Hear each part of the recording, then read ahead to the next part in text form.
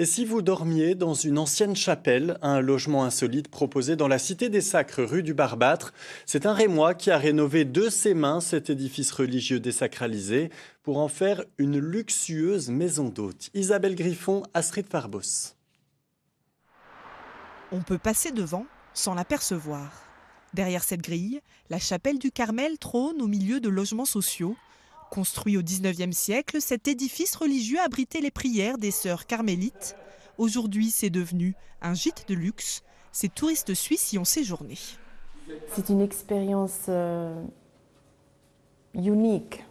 La façon dont c'est aménagé crée un lien entre le passé et le futur. C'est ce que nous avons beaucoup aimé. Hier, il y avait du soleil et le soleil est montré dans les vitres et c'était divine. Cette lumière particulière a séduit Benjamin Benoît. En pleine reconversion professionnelle, ce Rémois a convaincu l'actuel propriétaire du lieu, le bailleur social Plurial Novilia, de lui confier les clés. Très vite, il s'installe dans la bâtisse. Je me suis imprégné de la chapelle, j'ai vécu dedans un certain temps, un peu comme les sœurs, je me suis reclus ici, et puis je me suis imprégné de la lumière, de comment fonctionnait le soleil avec les vitraux. Donc il y a eu un travail de scéno, un travail d'immersion, un travail pour vraiment que le voyageur vive une expérience. Pendant 9 mois, Benjamin investit de l'argent et du temps pour rénover les lieux. Chaque meuble, chaque élément de décoration est choisi avec soin, comme cette table en granit dont les pieds en chêne proviennent d'une charpente d'église. Elle peut accueillir 12 personnes, donc c'était un petit clin d'œil aux 12 apôtres. Donc j'ai essayé à la fois, par moment, comme ça, d'avoir des petites propositions, des petites anecdotes. Tac.